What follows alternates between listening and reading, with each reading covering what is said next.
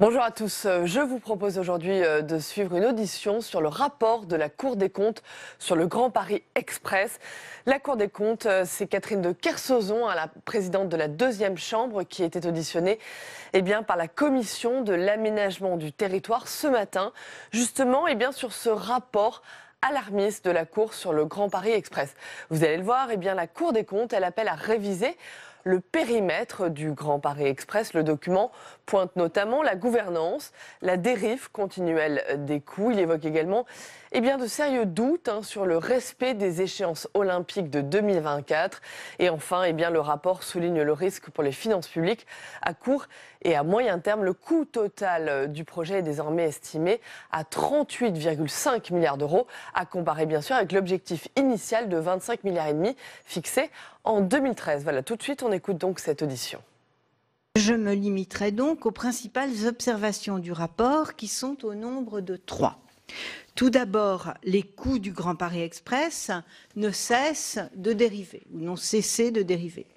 Deuxièmement, cette situation rend de plus en plus incertaine la soutenabilité financière du projet. Et enfin, la gouvernance et le pilotage sont à réformer. Et je vais revenir brièvement sur chacun de ces messages. Le premier constat de la Cour, c'est que depuis la fixation d'un objectif de coût par le gouvernement en 2013, celui-ci n'a cessé d'être évalué pour un dérapage global estimé aujourd'hui à près de 13 milliards. En effet, en mars 2013, à l'issue de la phase obligatoire du débat public, le gouvernement a fixé au projet du Grand Paris Express un objectif de coût de 22,6 milliards d'euros. S'y sont ajoutés 2,9 milliards d'euros de dépenses mises à la charge de la SGP pour d'autres projets. Comme vous le savez, le Grand Paris Express n'est pas la seule composante de la refonte globale des infrastructures de transport du Grand Paris, refonte qualifiée depuis mars 2013 de Nouveau Grand Paris. Outre le Grand Paris Express, lui-même déjà issu de la synthèse longue et difficile d'un projet conçu par l'État, d'une part, et d'un projet de la région Île-de-France, le nouveau Grand Paris comprend 2 autres initiatives. Le prolongement du RER-E à l'ouest, c'est le projet dit EOL, et la construction du CDG Express. Si la SGP n'est pas le maître d'ouvrage de ces derniers projets, elle participe néanmoins au financement du premier, ainsi qu'à la modernisation des RER et à quelques autres projets. Au total, le coût d'objectif fixé par le gouvernement en mars 2013 s'élevait donc à 25,5 milliards d'euros, si l'on tient compte de ces projets complémentaires.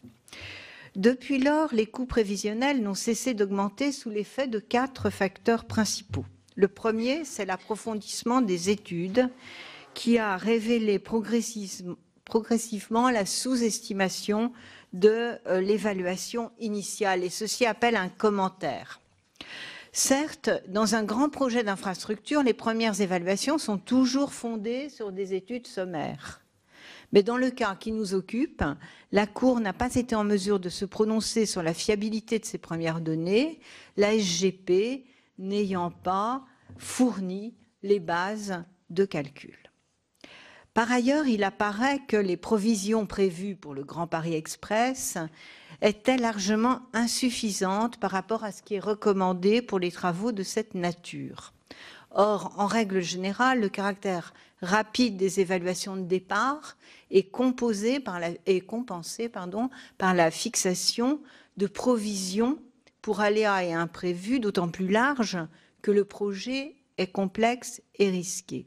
Et ces provisions ont vocation à être réduites à mesure que les études permettent de lever les incertitudes. Le deuxième facteur de la hausse des coûts, ce sont les demandes complémentaires adressées à la SGP par l'État et le syndicat des transports d'Île-de-France. Je citerai 2 exemples. L'ajout d'un site de maintenance de 592 millions d'euros à Aulnay pour séparer la gestion des lignes 15 et 16, la mise à la charge de la SGP de l'achat des véhicules de maintenance des infrastructures à hauteur de 389 millions d'euros. Troisième facteur d'augmentation, la réduction des délais de construction du réseau imposés par l'échéance olympique de 2024, alors que le projet initial prévoyait une mise en service échelonnée entre 2020 et 2030. Le réalisme de ce nouveau calendrier qui impose que les chantiers soient conduits non de manière séquencée, mais en simultané, apparaît très discutable à la Cour. Il pose en effet la question de la capacité d'absorption du marché européen des travaux publics, mobilisé dans le même temps par d'autres très grands projets souterrains, comme le tunnel Lyon-Turin, et d'un possible renchérissement des prestations. Il pose également la question de la prise en compte dans des plannings de construction désormais très serrés, d'incidents pourtant classiques dans les travaux souterrains. Enfin, la hausse des coûts résulte des arbitrages gouvernementaux destinés à assurer le bouclage du financement du projet EOL, qui ont accru les contributions à la charge de la SGP de 500 millions d'euros début 2016. Confrontée à ces dérapages, la SGP n'a pas fait preuve d'une totale transparence sur la réalité des coûts. En mars 2017, la SGP prévoyait encore un coût de 28,9 milliards d'euros, représentant un dépassement de 3,4 milliards d'euros par rapport à 2013. Or, les échanges avec la Cour lors de l'instruction au printemps et à l'été 2017 ont montré que cette évaluation était largement sous-estimée. Et fin juillet 2017, le directoire de la SGP a fourni au gouvernement une estimation intégrant à la fois les coûts finaux des deux lignes les plus avancées, les lignes 15 Sud et 16, données dont il avait connaissance depuis 6 mois sans les avoir communiquées au Conseil de surveillance, et tenant compte aussi des provisions pour risques identifiés et pour aléas et imprévus, enfin fixées à un niveau reflétant les risques du projet. Cette estimation est donc de 38,5 milliards d'euros, à comparer aux 25,5 milliards d'euros du coût d'objectif de 2013, donc une dérive de 13 milliards d'euros, soit une hausse de 51%. J'en viens maintenant à la deuxième partie, qui concerne la capacité financière de la SGP à faire face à ces charges croissantes. Je vous rappelle brièvement l'architecture du modèle économique de la SGP voulu par le législateur. D'une part, des recettes fiscales pérennes ont été affectées à la SGP dès sa création pour lui permettre de financer les études et le début des travaux. Il s'agit pour la part la plus dynamique et la part la plus importante d'une partie de la taxe sur les surfaces commerciales à usage de bureaux, de locaux commerciaux, de locaux de stockage et de stationnement en Île-de-France. Le plus gros des travaux sera financé quant à lui par des emprunts, dont les premiers ont été lancés en 2017. Ces emprunts seront remboursés en principe dans un délai de 40 ans après la dernière mise en service par les recettes fiscales affectées, ainsi que, lorsque le Grand Paris Express sera en service, par la redevance versée par ses exploitants. Le modèle lui-même appelle de la part de la Cour 2 remarques. Tout d'abord, ce modèle est risqué. Sa soutenabilité dépend en effet très fortement du niveau des recettes fiscales affectées à la SGP, qui est lui-même très sensible à des évolutions très difficiles à prévoir à long terme, la dynamique de la construction des bureaux en Île-de-France et l'évolution de l'indice du coût de la construction. Ensuite, ce modèle est insuffisamment sécurisé sur le plan juridique. En effet, le décret fixant le niveau de la redevance qui sera versée à la SGP par le ou les futurs exploitants des lignes du Grand Paris Express, notamment Île-de-France Mobilité, n'a toujours pas été pris. Pourtant, Un protocole entre l'État et la région Île-de-France avait prévu que ce décret serait pris en 2011. Cette situation, due à la contestation du principe d'une redevance par Île-de-France Mobilité, fait peser un aléa supplémentaire sur la soutenabilité de la dette de la SGP. Par ailleurs, le dérapage des coûts que j'exposais à l'instant emporte des conséquences majeures sur le niveau des frais financiers, autrement dit, des intérêts que la SGP aura à supporter. Dans la dernière version du modèle financier que la SGP a fourni à la Cour, qui est aussi celle qu'il a communiquée à l'agence de notation Moody's, les frais financiers s'élevaient déjà au total très important de 32 milliards d'euros. Et la fin des remboursements était prévue pour 2059. Alors, permettez-moi d'évoquer très rapidement l'impact des 3,4 milliards d'euros de contributions diverses que l'État a mises à la charge de la SGP, en plus du projet Grand Paris Express. Pour ces dépenses, incombant normalement à l'État, à des collectivités territoriales ou à d'autres opérateurs, c'est la SGP qui devra donc emprunter. Et cela avec des taux a priori plus élevés que ceux dont l'État aurait bénéficié. La Cour a calculé que ces emprunts supplémentaires contribueront à hauteur de 11 milliards d'euros aux frais financiers supportés par la SGP. Je ferme cette parenthèse. Le montant que j'évoquais à l'instant de 32 milliards d'euros de frais financiers prévus au total était fondé sur l'estimation du coût de construction du réseau affiché au printemps 2017, soit, je vous le rappelle, 28,9 milliards, contributions financières hors Grand Paris Express comprise. À modèle financier constant, ce qui concerne les recettes, la réévaluation des coûts de juillet 2017, 38,5 milliards, entraîne un quadruplement du montant des intérêts qui s'élèverait désormais à 134 milliards, donc 134 au lieu de 32, d'euros courants pour une période de remboursement rallongée de 25 ans jusqu'en 2084.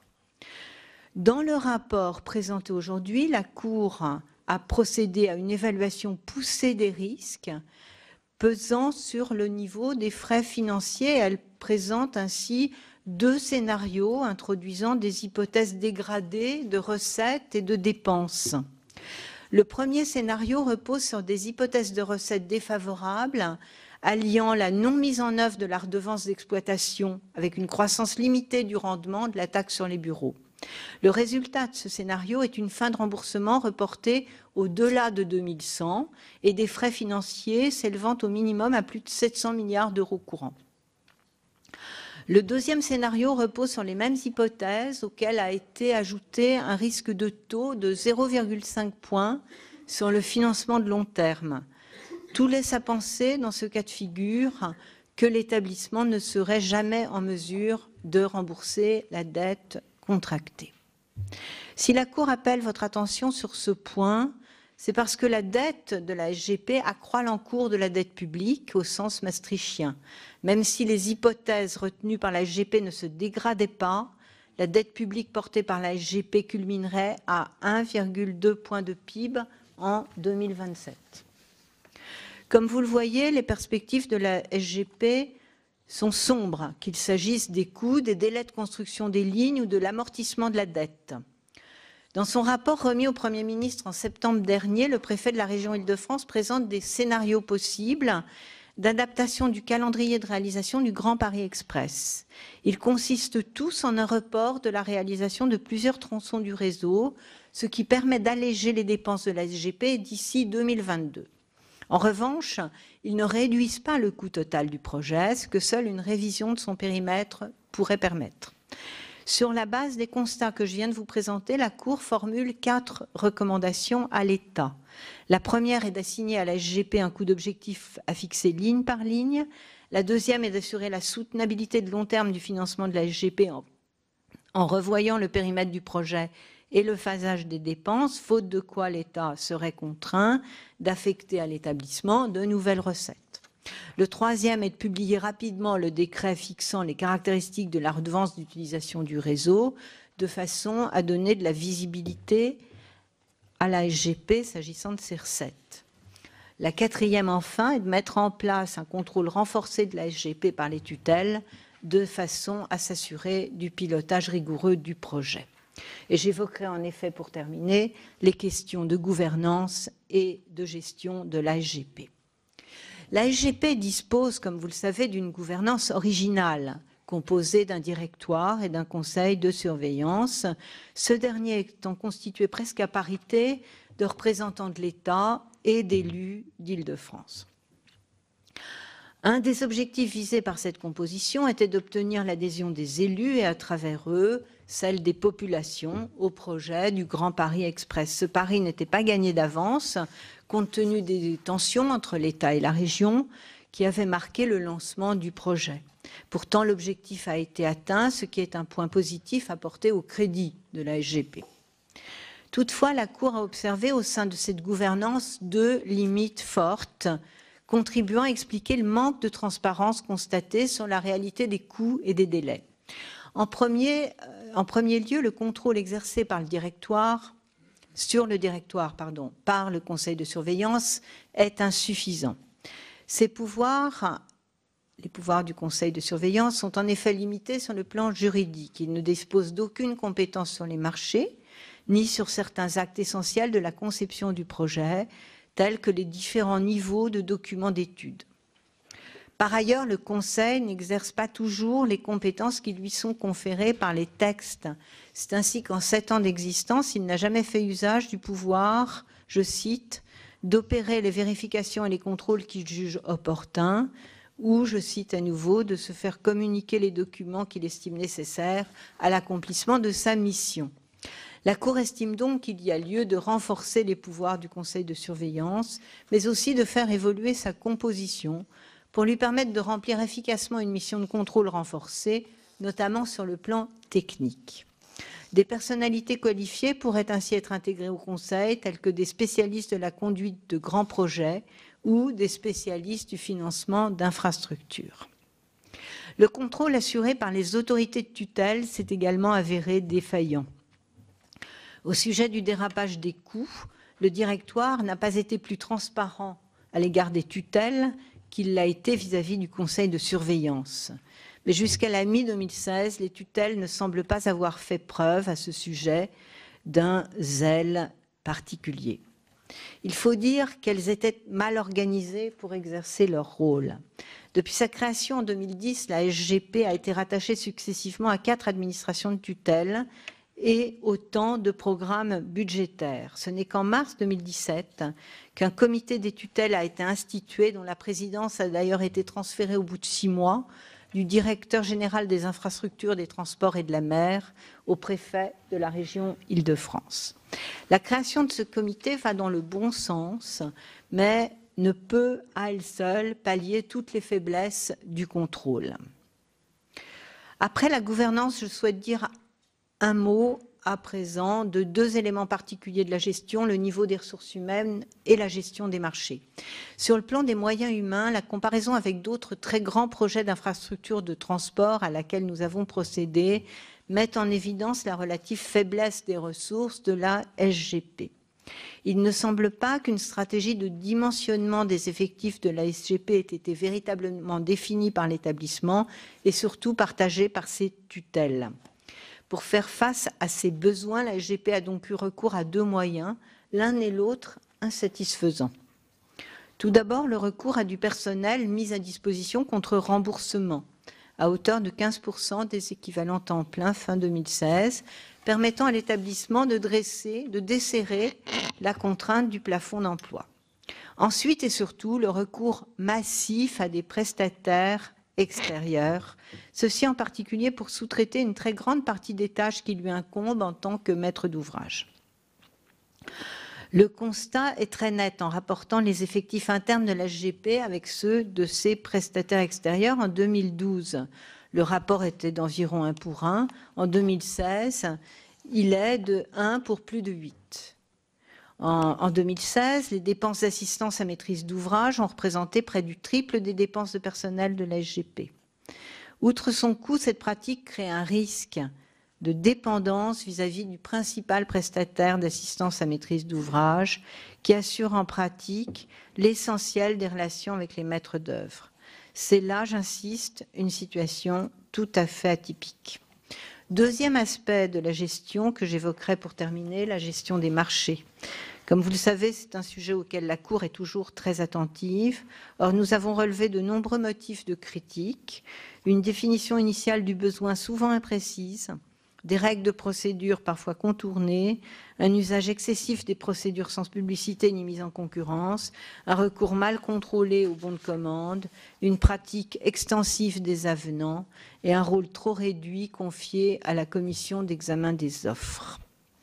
De ces observations sur la gouvernance de la SGP résultent les deux autres recommandations formulées dans notre rapport. L'une consiste à élargir et à renforcer les compétences du Conseil de surveillance, en particulier en matière de marché.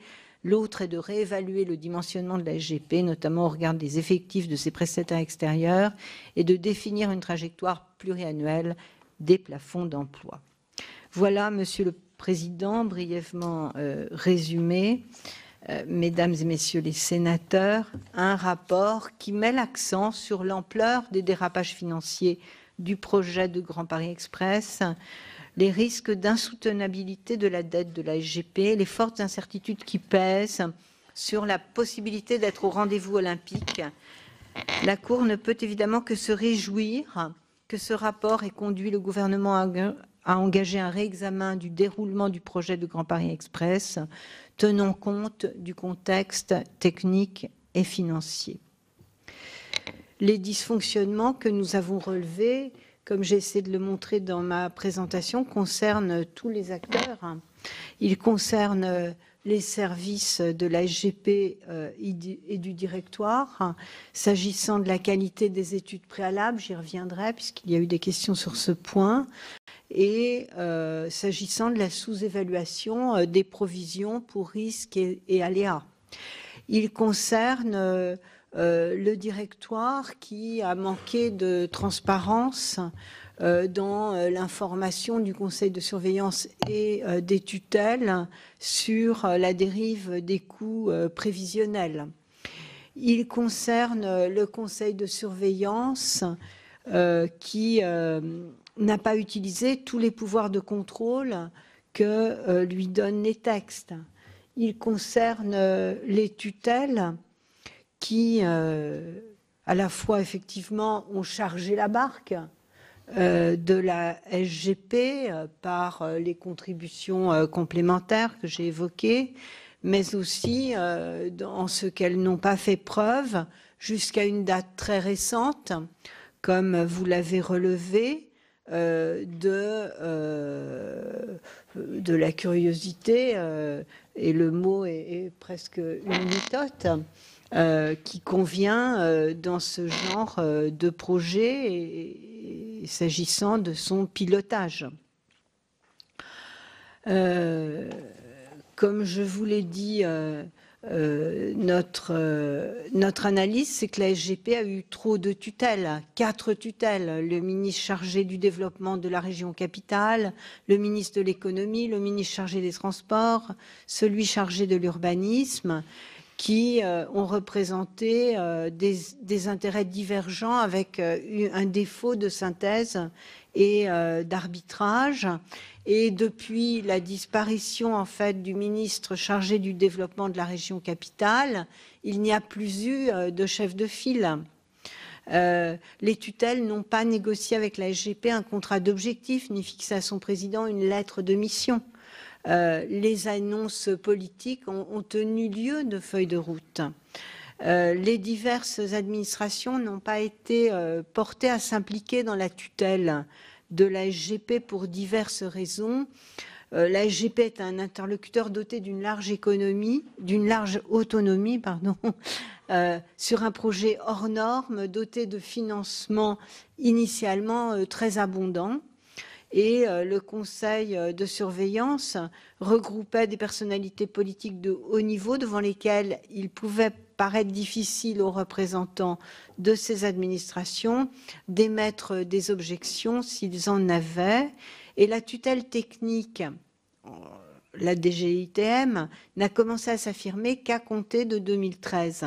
La reconnaissance formelle de la DGITM comme tutelle technique a tardé puisqu'il a fallu attendre 2015.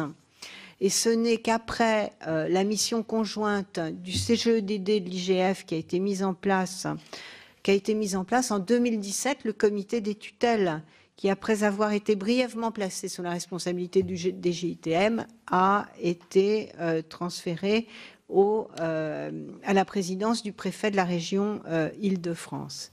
Alors, ce que je peux dire, c'est que la lettre de la ministre des Transports que j'ai citée tout à l'heure témoigne sans aucun doute d'une volonté de renforcement du pilotage du projet par l'État et d'une reprise en main, d'une prise de conscience, d'une reprise en main, et des décisions sont annoncées dans cette lettre. Alors, les voies de sortie, demandiez-vous. La Cour a fait un certain nombre de recommandations. Notre première recommandation, c'est d'assigner à la SGP un coût d'objectif à fixer ligne par ligne. Ce coût d'objectif doit respecter deux conditions. La première, c'est qu'il doit être fondé sur une évaluation réaliste. L'état d'avancement des études et les résultats des premiers appels d'offres le permettent. La seconde condition, c'est que ce coût intègre des provisions pour risques identifiés, des provisions pour aléas et imprévus à un niveau suffisant eu égard aux difficultés de construction de tunnels en milieu urbain. Et nous avons noté dans notre rapport que désormais, depuis juin 2017, la SGP a adopté des règles de fixation de ces provisions à un niveau conforme aux usages de la profession. Au passage, je réponds à Madame Lavarde pour dire que ces normes existent en fait et que le CETU est l'organisme qui les fixe, enfin qui est l'organisme qui fixe ces références. Et ces références existent dans les projets internationaux. C'est ce qu'on a vu en examinant le projet de métro londonien Crossrail. Bon, après, il ne suffit pas de fixer un coût d'objectif, il faut le respecter. C'est le but que nous visons par les recommandations 4 et 5 du rapport. Mettre en place un contrôle renforcé par les tutelles permettant de s'assurer du pilotage rigoureux du projet. Élargir et renforcer les compétences du conseil de surveillance, notamment en matière d'approbation des mesures d'exécution des décisions d'opération d'investissement en matière d'études et de marché en particulier. Donc, voilà les voies et moyens. Ensuite, nous avons clairement indiqué que le sujet, c'est pour assurer la soutenabilité de long terme du financement de la SGP, il convient de revoir le périmètre du projet et le phasage des dépenses. À défaut, il faut effectivement compléter les recettes. Alors, j'essaie de répondre. Je pense que j'ai répondu également là à la question de M. Pesnec sur comment mieux maîtriser les coûts de manière globale. Sur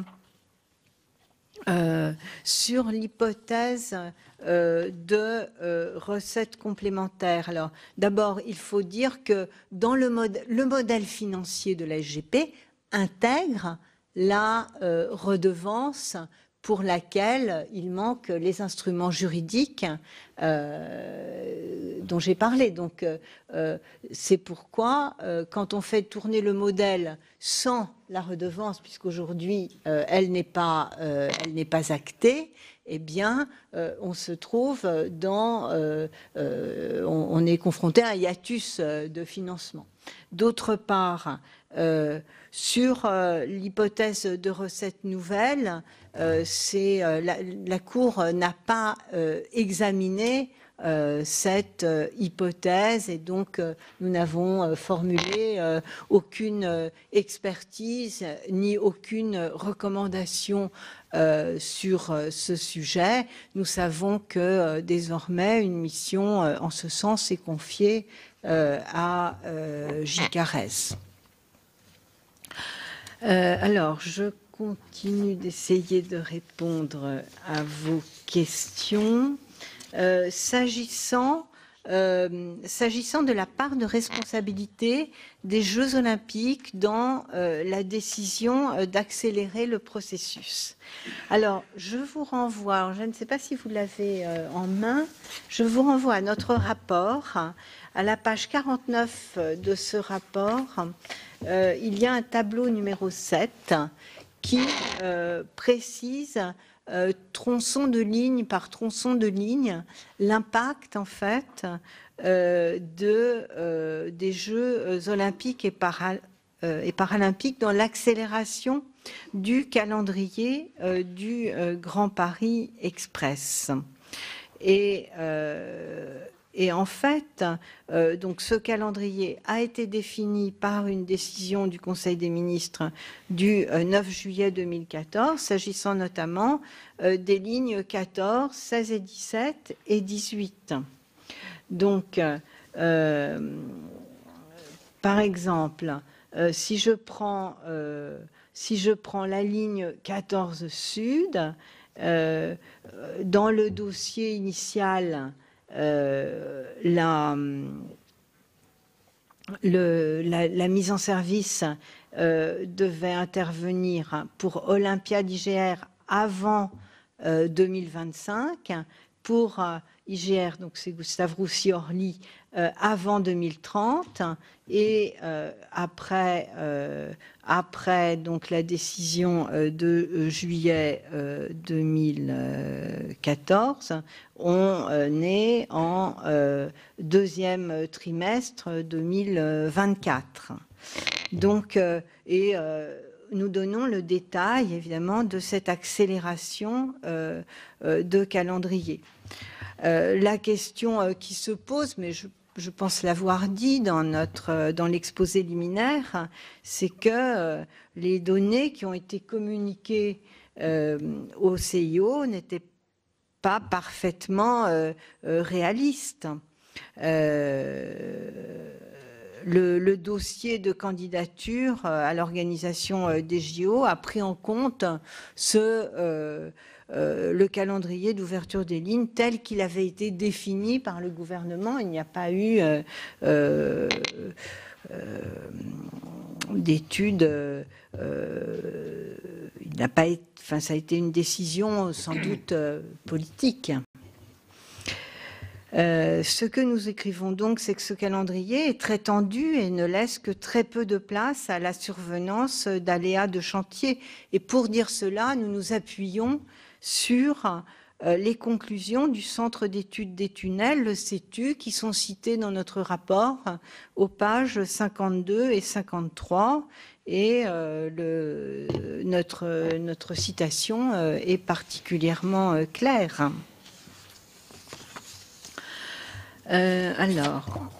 Ensuite, j'en viens à la question de Monsieur Bignon relative, ce sont plutôt des interrogations, je pense, sur le rôle du Conseil de surveillance dans un schéma Conseil de surveillance directoire.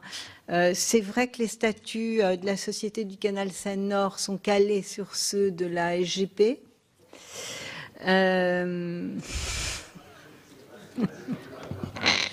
Alors, En fait, nous n'écrivons pas pour la Cour la question, si vous voulez, du modèle de gouvernance n'est peut-être pas fondamentale. La question, c'est que la priorité soit de renforcer la capacité de la SGP à piloter le projet, ce qui implique que l'instance délibérative, conseil de surveillance, exerce pleinement ses fonctions de surveillance avec des compétences renforcées, une composition resserrée. Cela implique aussi que l'État commanditaire exerce effectivement son rôle de tutelle. Donc j'ai conscience de me répéter, mais pour répondre à ces objectifs, il nous semble que revoir la composition du conseil de surveillance dans le sens que j'ai indiqué tout à l'heure, renforcer les compétences du conseil de surveillance nous semble permettre d'avoir une société qui est capable de piloter un projet, y compris un projet d'ampleur.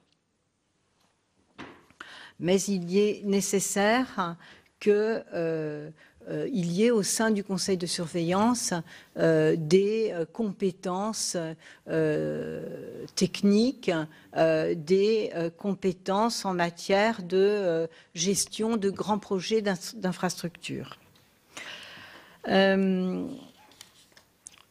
J'en viens aux questions de M. Capot-Canelas. S'agissant du cantonnement, oui, je ne peux que dire que sans doute le modèle financier de la SGP avait été construit sur un projet qui ne concernait que le Grand Paris Express. Donc, dès lors que d'autres dépenses ont été mises à la charge de la SGP, le modèle financier a commencé de voler en éclats. Et puis ensuite, il y a les autres facteurs que j'ai évoqués, notamment sous-évaluation des études initiales, sous-évaluation des provisions pour aléas et risques. J'ai répondu sur les hypothèses de recettes nouvelles, sur le coup de rabot. Le coup de rabot, vous pensiez le coup de rabot au périmètre? On entend 10% de moins, c'est ce qu'on entend. Il faudra réduire de 10%. Alors on se demande si ça va tomber. Moi, j'ai entendu que le projet devait être maintenu dans sa globalité, dans sa cohérence d'ensemble. Mais en tout état de cause, je dois dire que nous n'avons évidemment absolument pas étudié. Nous avons indiqué que, en l'état actuel des choses, le modèle économique de la SGP ne permettait pas de soutenir le projet tel qu'il était configuré. Mais nous n'avons absolument pas exploré des pistes consistant à proposer des périmètres différents. Ça n'a absolument pas été l'objet de notre travail, et donc je ne suis pas capable d'intervenir sur ce point. Je me permets juste de rappeler que nous devons avoir quitté cette salle dans 5 minutes. Alors, j'ai ensuite la question sur pourquoi l'État n'a pas pris de décision avant le 14 septembre. Je ne sais pas répondre à cette question. Monsieur Chaise, vous demandiez s'il y avait un scénario amélioré. Et notamment, j'ai dit que la redevance, en fait, était inclue dans le modèle financier de la SGP. Et il n'y a pas de scénario amélioré. En fait, le scénario, nous décrivons dans le rapport chacun des scénarios, à commencer par le scénario de base, qui est le scénario avec le montant de dépenses sous-évalué. Et puis, nous examinons les choses avec le montant de dépenses réévalué. puis ensuite on fait évoluer ce scénario en ayant des hypothèses de dégradation. Mais effectivement, nous n'avons pas imaginé d'autres hypothèses. Pourquoi les premières estimations ont été fragiles, enfin mal fondées? Je ne peux que vous dire, même si ça nous paraît aussi étrange qu'à vous, nous n'avons pas été, la SGP n'a pas été en mesure de nous transmettre d'éléments solides pour documenter les premiers chiffres de ces estimations. Et d'ailleurs, elle n'a pas été en mesure, et le rapport le dit, elle n'a pas été en mesure non plus de les fournir à ses autres interlocuteurs. Nous n'avons pas véritablement d'explication à apporter à cette défaillance. Nous n'avons pas étudié l'hypothèse d'une capitalisation de la SGP à hauteur de 4 milliards. Mais évidemment, ce serait un modèle financier tout à fait différent. C'est en effet celui de Crossrail, puisque les Anglais ont capitalisé la société Crossrail. Sur la création d'un outil particulier SGP,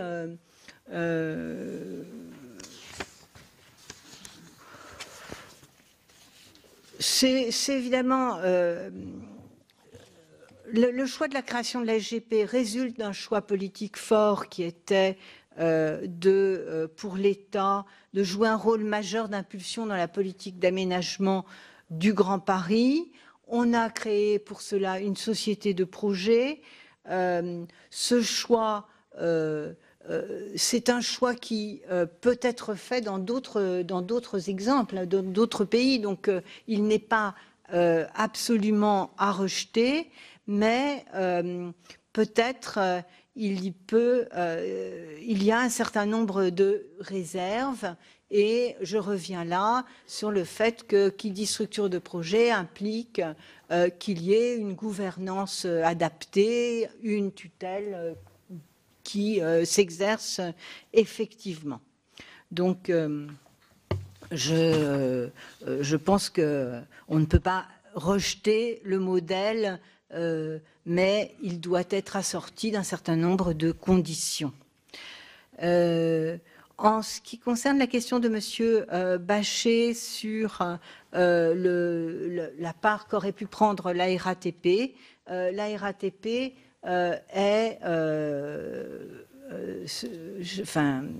le maître d'ouvrage de la ligne 14. Alors, je me tourne vers les collègues sur le CGFI, les questions sur le CGFI qui sont revenues à plusieurs reprises. Antoine Fouilleron.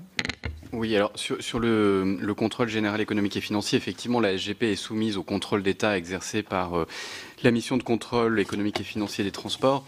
La mission de contrôle exerce ses compétences dans les limites de l'arrêté de contrôle signé par ses tutelles. Donc la mission de contrôle a exercé son rôle d'alerte, de contrôle, mais là encore avec cette limite qui est celle de son arrêté de contrôle et ne peut pas aller au-delà. Et donc il est probablement effectivement pertinent de réfléchir à une évolution du périmètre de contrôle du CGFI.